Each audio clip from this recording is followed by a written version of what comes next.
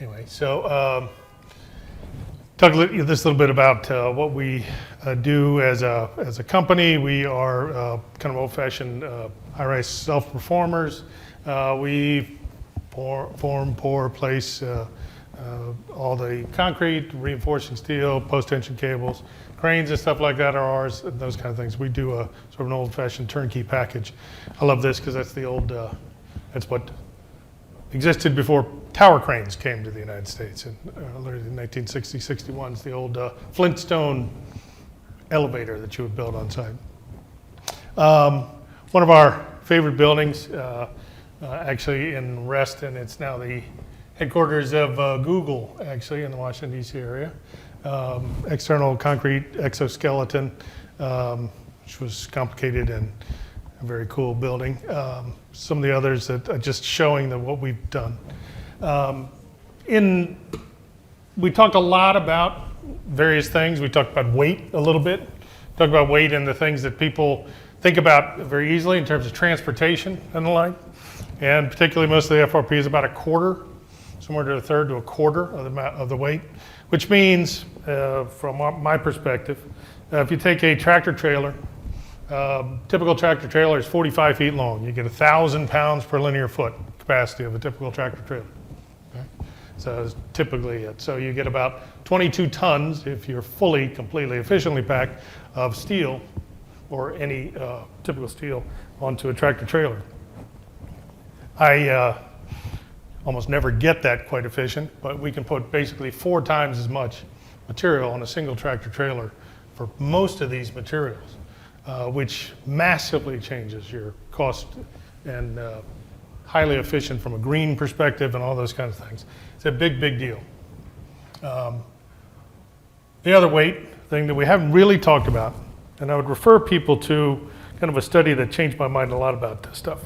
It was part of a Florida DOT perspective from a installer's productivity study that was done about 2019 from actually a union contractor out of Ohio. And they stopped measuring their productivity gains where they're pre-building all these structures out of GFRP, where they're doing kind of the typical civil structures, whether they were common shaped barriers, some of the more or less that looked like subsections of the Florida I-beam and the like, after they were 6 or 7 times more productive per crew just by using these highly lightweight and simple materials. I mean, that's almost unheard of. I don't know anything else that can gain that much productivity just by the nature of it being a material itself. Being a rodman. Anybody been a rodman? Good man. A lot of fun, isn't it? It is hot, heavy, tough. They're not making more of them. We have enough trouble finding carpenters. It's even harder to find rodmen.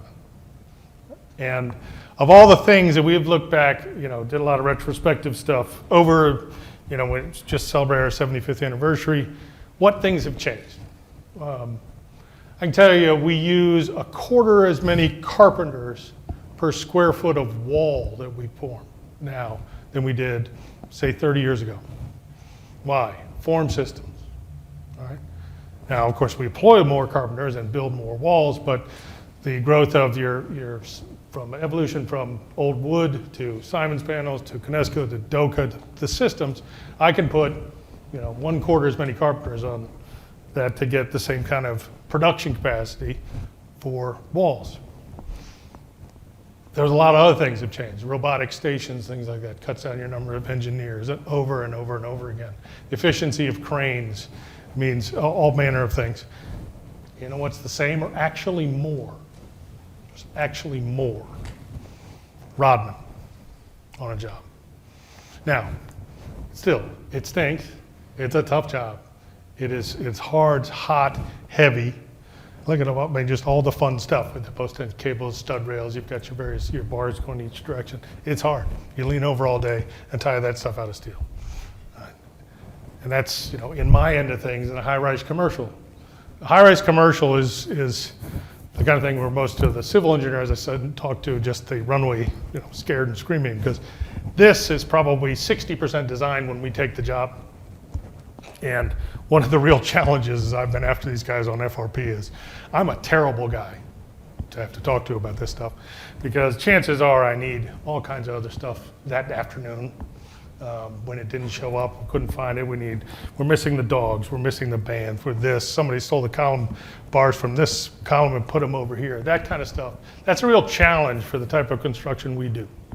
I mean, it's beautiful to see, as I've gotten into some of the civil structure stuff, all the designs. There's 18 bar bend types in GFRP. It's 186, I think, in the CRSI code. Well, we don't use them all, but it's just, kind of asinine. But it's so much simpler and cleaner. The point is, what I do for a living, it's the barrier to entry is actually harder.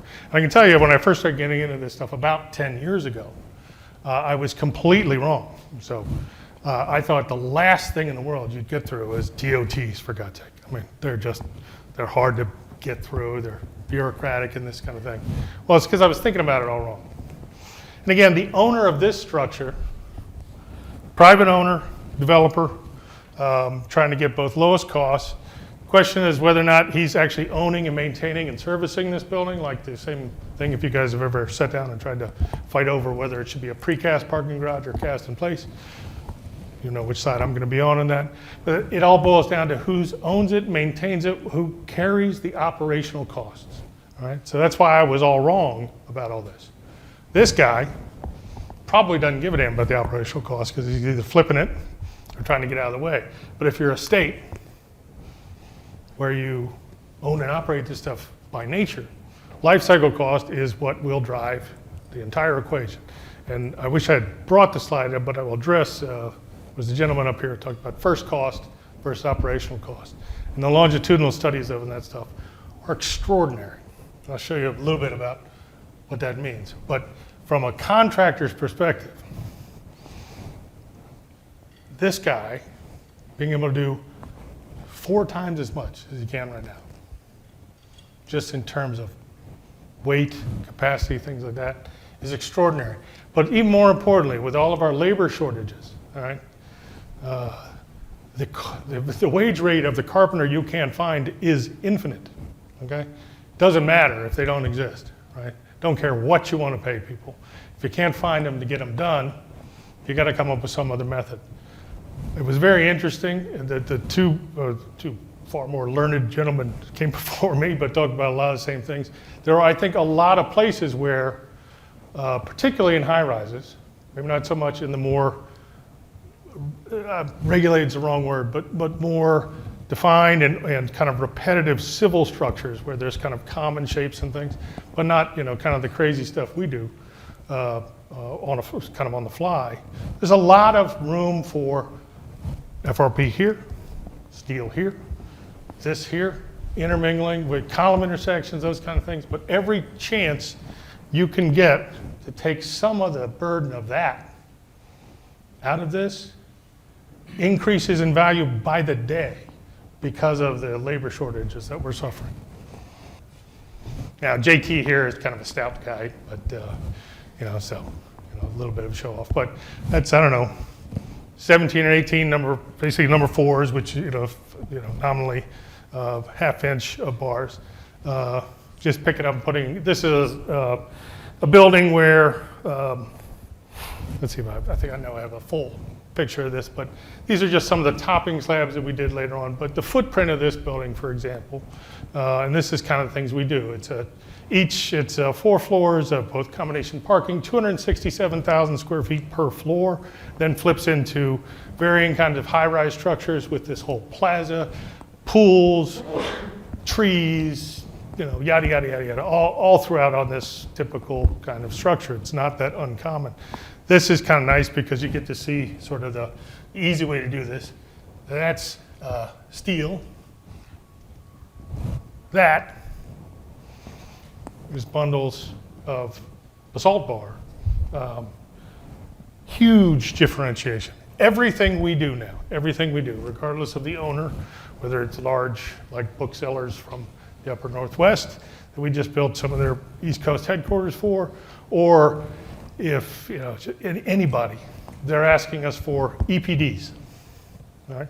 Environmental Product Declarations, both from the material, but also through the various characteristics. They have different classes, A, B, C, and D. Life cycle cost, transportation cost, yada, yada, yada. All of that stuff factors in. And now all of a sudden, they all care. And not just the great big ones. Every single one asks us for the same thing.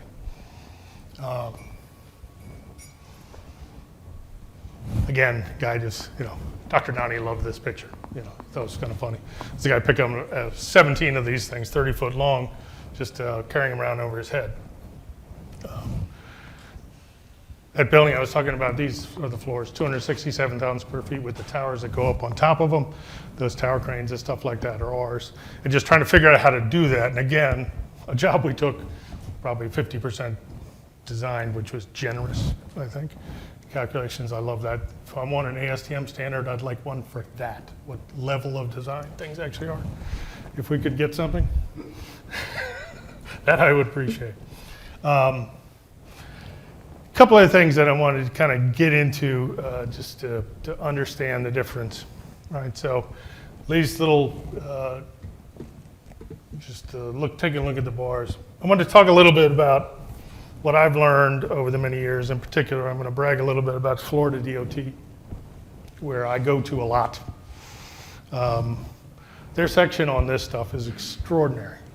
I was amazed that somebody sat down and came up with typical bar bend drawings, lap splice calculations, all manner of things, including one of the ones that, two things I didn't hear a whole lot about today, and it was kind of curious, maybe just been partly because of the precast and some other stuff.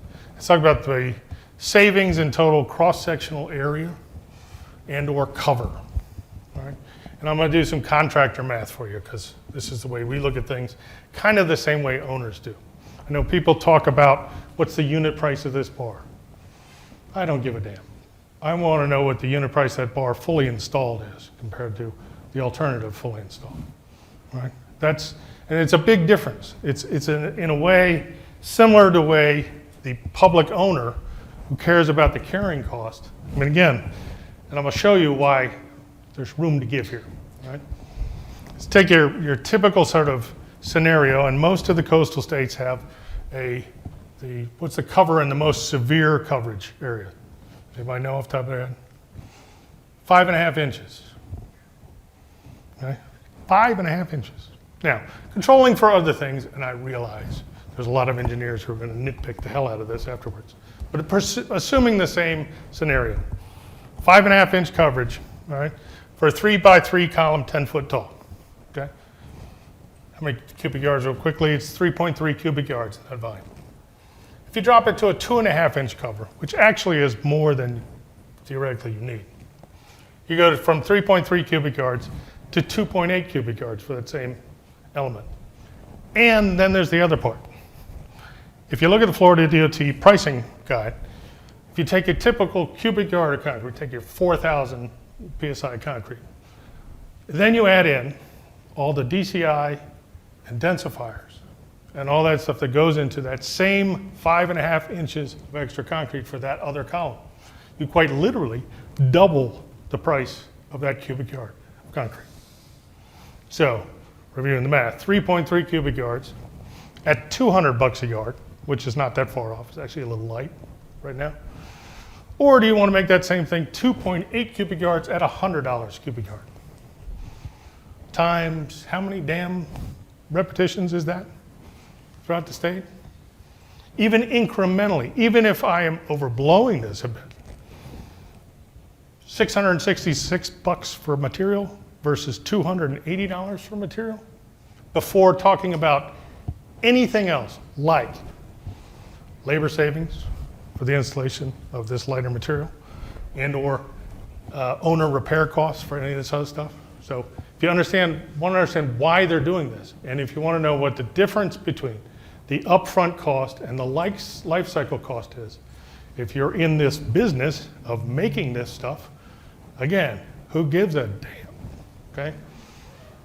Whatever, you've got almost 100% margin in there where all kinds of other things can be built in.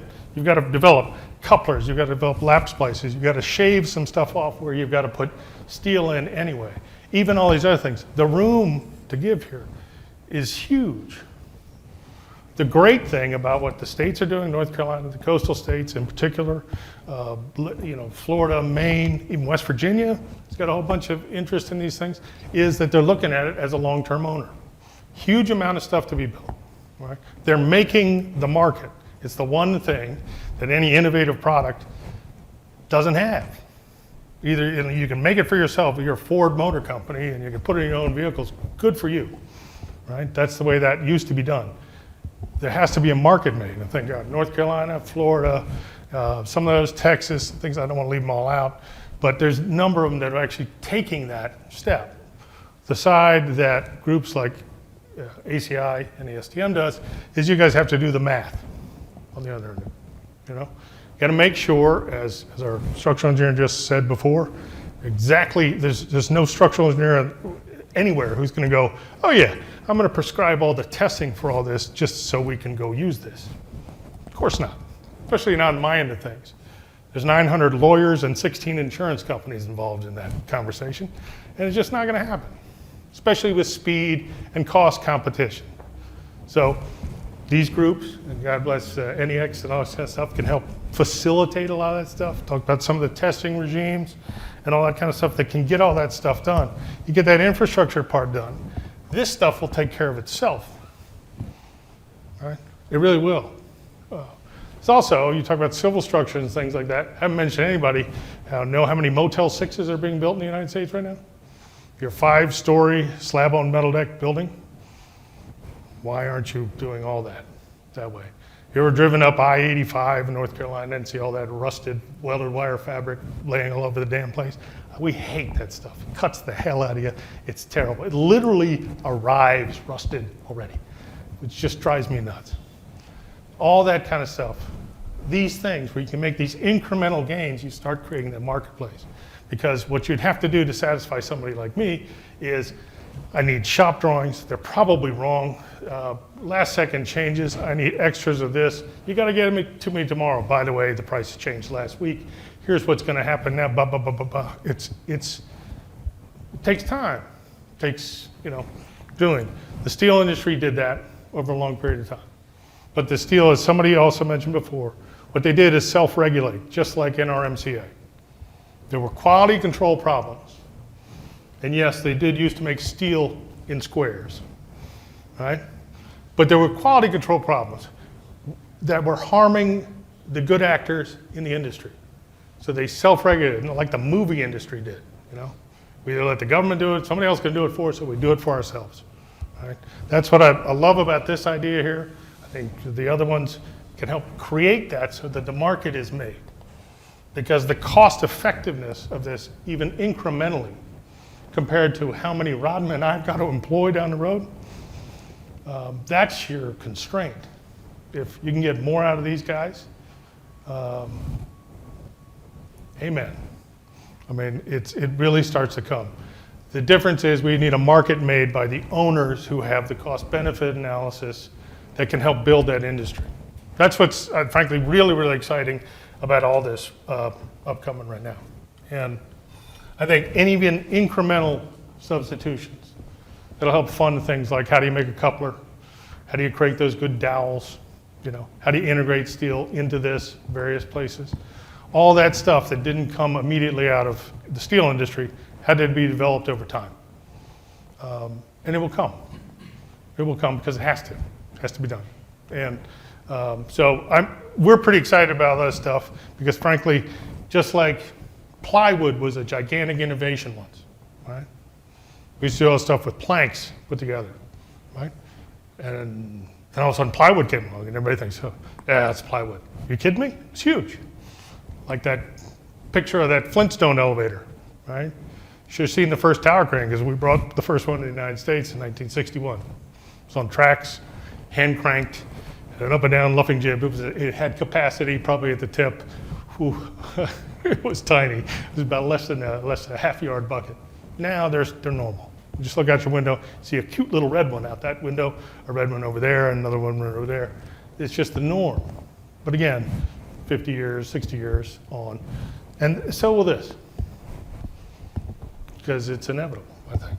It's a matter of just making sure we launch this whole thing properly. There's a market maker that exists. Quality control is the one thing that could kill all this. The drywall situation a few years ago, things like that. Somebody taking a flyer on quality control. It's the one thing I've been a real jerk about all this. It's like, when I can't go to any of that stuff. You gotta make it really, really bad. I'm not gonna be involved in making it if I can't buy it. And I can't buy it if I can't see all this stuff that he talked about and he talked about everything else. It's that simple. It's a pain. This organization can help a lot with that, and the market being made by the various public owners helps with that a lot.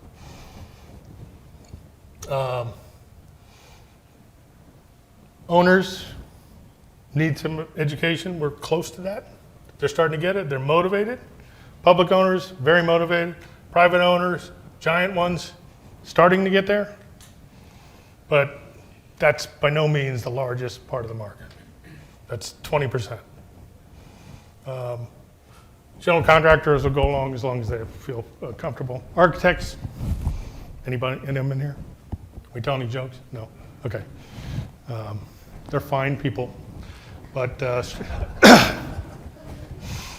have my issues.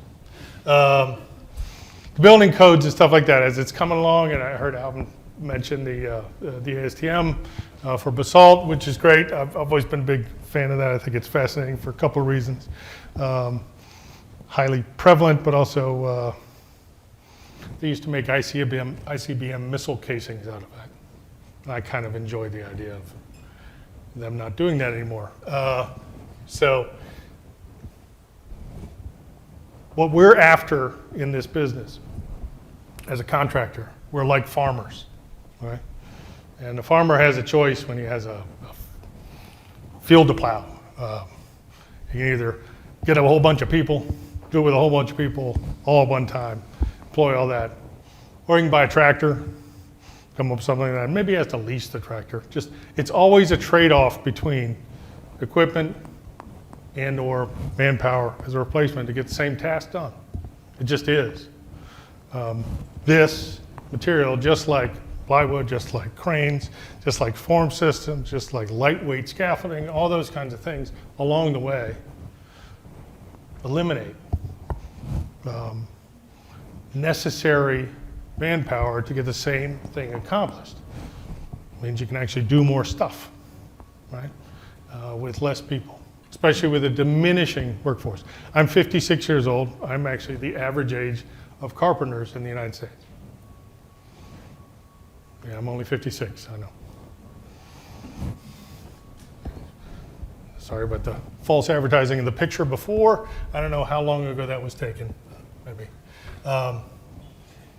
This whole process, when you can get into it and go through it, if you look at it from what's the total cost in place, okay? What's the total cost in place? That's what I care about. Rebar, I get a price per ton to place it and a price per unit to purchase it. But when I bid a job, I don't bid it with, oh, here's these prices. Here's my total price to build this building, right? That's the comparison. Unit to unit, okay, can't be insane, but it's close enough. Productivity makes up for the rest of it. It really is. It's not just a material.